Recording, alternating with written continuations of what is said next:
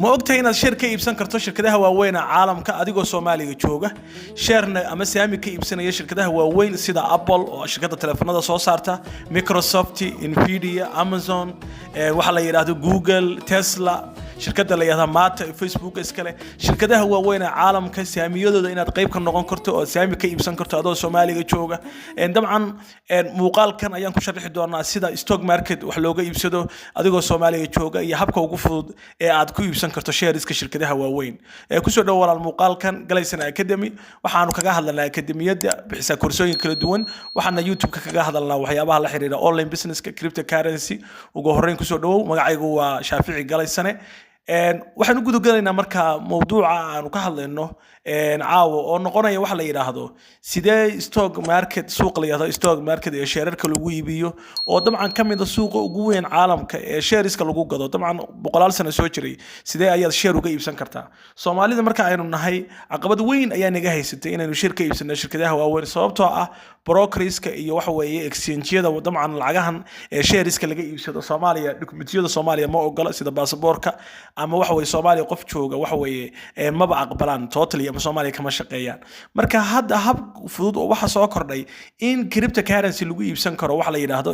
stock in cryptocurrency lagu iibsan karo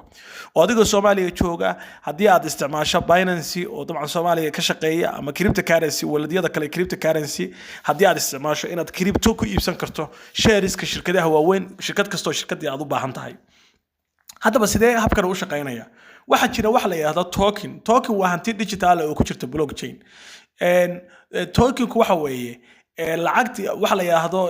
stockii ama saamiyada shirkadu ay bixinayeen ayaa waxa loo bedelayaa qaab digital ah deedna waxaad ku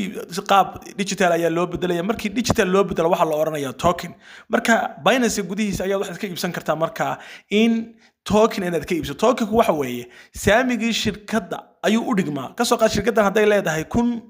share ama kun waxa weeye stock kun share hadii ay bixinayso kunkii share ayaa wax loo bedelayaa stock qofku wuxuu iibsanayaa iyadoo marka online ayuu iibsanayaa deedna waxay habkaas ku fududaynaysaa inaad crypto ku iibsan karto shareki shirkadda inaad ku iibsan karto crypto inaad ku iibsan karto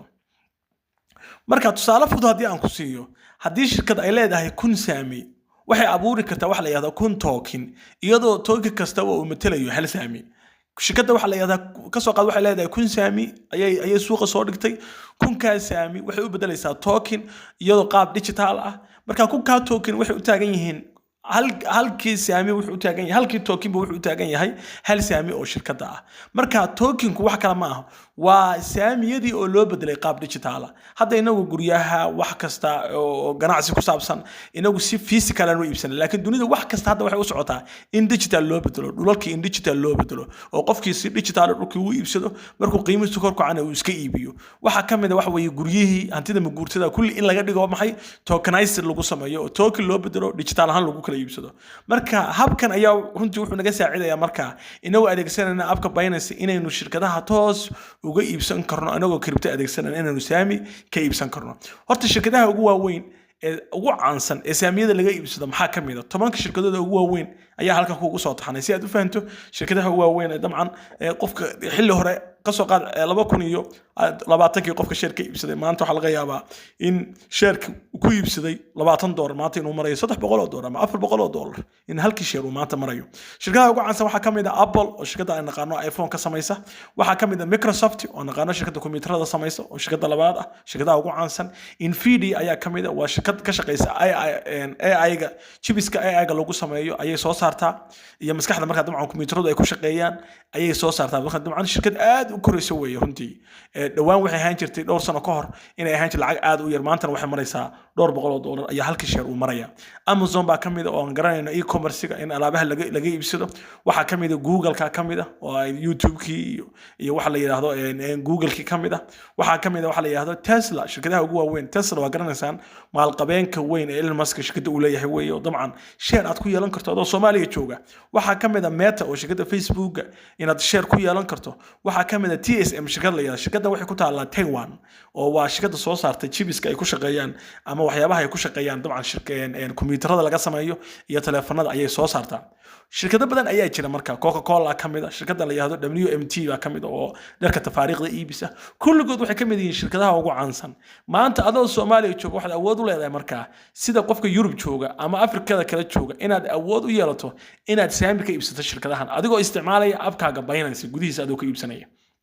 dabcan Binance inaad hadii aad aqoon sida loo sameeyo koorsadan oo cryptocurrency ka hadlaysa ayaanu diyaarinay qiimo aad u yar ayaad ku helaysaa dabcan sida cryptocurrency loo maalgasho ama looga targareeyo waxaan kugu la talinay koorsada inaad qaadato hadii kale muuqaalada bilaashka ee sida Binance loo sameeyo passport-ka ayaa ku samaysan kartaa sidoo kale Nira kaarka iyo dabcan way aqbalaan ayaad ku samaysan kartaa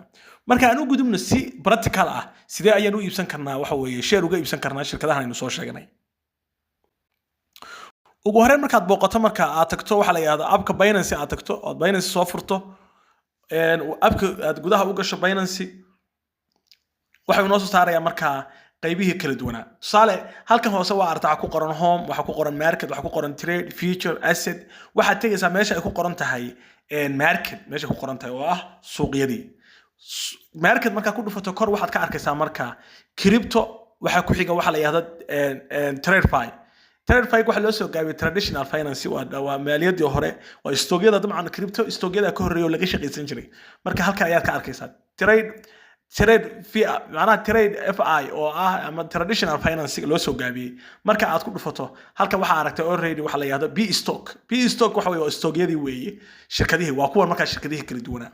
kumanaan kun oo shirkadood oo share bixinaya ayaa halka ku jira ayaad shirka iibsan kartaa shirkadaha social kamid ah hadda waxa aragtaa Tesla waxa aragtaa SpaceX oo shirkadda ka shaqeysa Space oo Elon Musk uu leeyahay halka waxa kaaga soo muuqda Meta oo Facebook ah Microsoft baa dabcan ku muuqanaysa shirkadihii Google baa xaga ka soo muuqda shirkadaha u baahan tahay ayaad ka iibsanaysaa share tusaale hadda waxaan doonaynaa in Tesla shirkadda ka shaqeysa wax weey telefoonada kombiyuutar ee baabuurta electronic ku shaqeeya dabcan soo saarta Tesla Elon Musk uu leeyahay baan rabaa inaan share ka iibsado waa ku dhufanaysaa marka aad ku dhufato waxa weeye halkan halkii share wuxuu marayaa $352 ayuu marayaa $352 hadaa doonaysa inaad ogaato shareka shirkadda xaaladaha uu soo maray qiimihii ugu sareeyay qiimaha ugu hooseeya halka ay ku qoran tahay info ku dhufo si aad informationka ama xog uga hesho waxa weeye shirkadda halkii hadaa aragto all the time high qiimaha ugu sareeyay shareka shirkadda uu gaaray waa $432 maanta caawa aan duubayna wuxuu marayaa $352 oo ah 7 bishii 8 wuxuu marayaa 352 laakiin wuxuu gaaray 432 gaaray meesha ugu sarreeyay gaaray way 294 meesha ugu hoosisay oo gaaray halkan marka xogta suuqa ayaad ka akhrisan kartaa dabcan de xilli hore hadii qofka 2026 meesha 294 buu marayay isla 2026 432 maraya hadii aad iibsato oo dhowr xabo share ka iibsato dabcan dhaqaale fiican ayaad ka sameyn kartaa oo lacagtu markay share-ku uu kordho oo qiimihiisu kordho iska iibin kartaa saad ayaad faa'iido ku sameynaysaa haddaad doonaysaa inaad iibsato waxa leedahay buy halka haddaad buy ku dhufato buy ayaad oranaysaa buy marka aad tiraahdo halkan ayaad gelinaysaa marka qaybtan spot-ka si aad ugu wareerin markii halkan uu ku soo saaro convert meesha ku qoran tahay ku dhufo convert lacagta waxa ku soo shubanaysaa lacagta taleefka ay kugu jirta ama EVC kuwa ama sahal kuwa ah